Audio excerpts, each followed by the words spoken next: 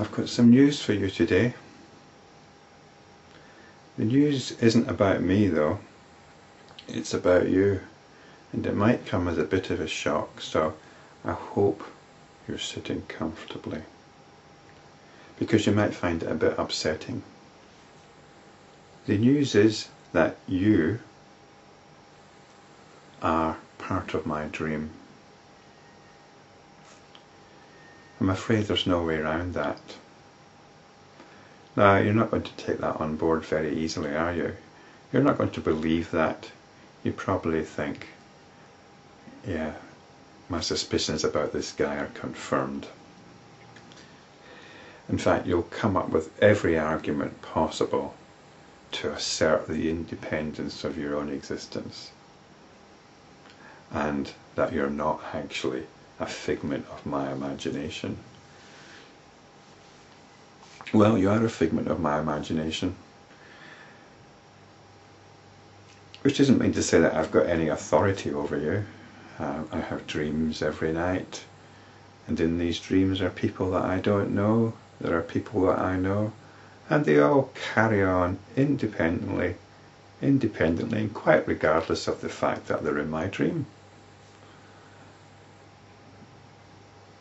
In fact, I might be the worse off party in my dream, at the mercy of all these people. There doesn't seem to be any benefit whatsoever to the fact that these people are in my dream, that it's my dream.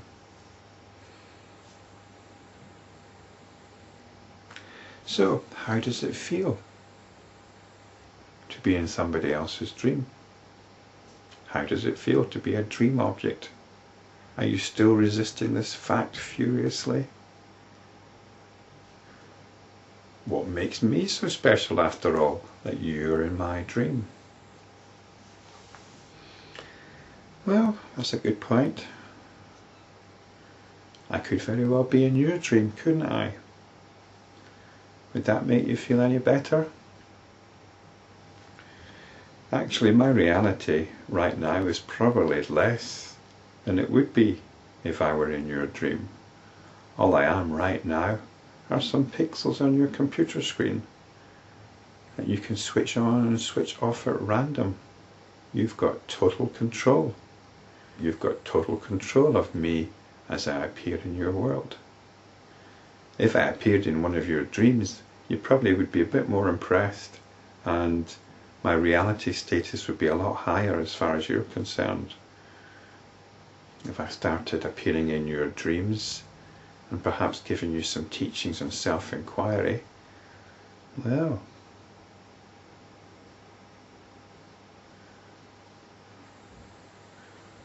appearing in your dream would give me a much greater reality status than appearing as some pixels on your computer screen that have been piped down your cables, your electricity cables.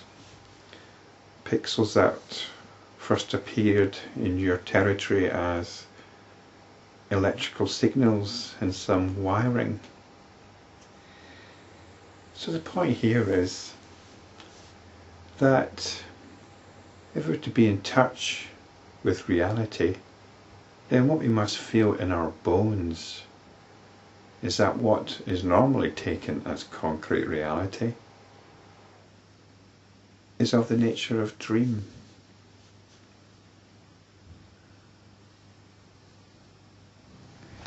Bearing that in mind, let's proceed with the story of the rock.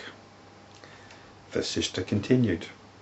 In the story of the rock that I'm going to narrate to you, O Ram, it will become clear that within the core of the rock there are thousands of creations. In this physical space too there are similarly countless creations. In fact, in every element or object there are countless creatures. But all these exist only in the indivisible infinite consciousness, not as real substances or entities. Where does a dream exist? Is it in somebody's head? If the brain surgeon opened up my skull and started poking around in my brain, Would he find lots of little people wandering around that had appeared in my dream the previous night? No, it's clearly not in a physical space, is it? But how much space does a dream take up? Nothing has ever been created right from the beginning. Brahman alone exists in Brahman, as space, air, fire, water, earth, mountains, etc. There is no division or duality between Brahman and creation, which are but two words without meaning. Even unity and duality are words without meaning. That which creates these notions of unity and diversity also creates the notions of Brahman and creation. When these notions have ceased, there is great inner peace, even if one is engaged in activity. Everything is Nirvana. The perceived creation is like the sky, void though appearing to have a form and colour. Behold the entire universe composed of you, I, mountains, gods and demons, etc., as you would behold the creations and the happenings of a dream. It's all dream, and we don't reject it as such. We've got this habit of rejecting dream, of saying it was only a dream. End of story. Well, it is the end of story, but we take it on board. We take it on board as story, take it on board as dream. We embrace it completely, realizing this is its nature. This is Nirvana. Awareness is the reality, and within that awareness is the ongoing dream. It's not a physical, concrete reality. If you looked into the physics of it, you know this to be the case. But we still relate to it as such. We still believe intuitively that it's a concrete reality. But these are the notions. These are the notions which we're identifying with, which we're believing. This is the story. This is the dream. Acknowledge it as such. Embrace it as such. Embrace your dream existence.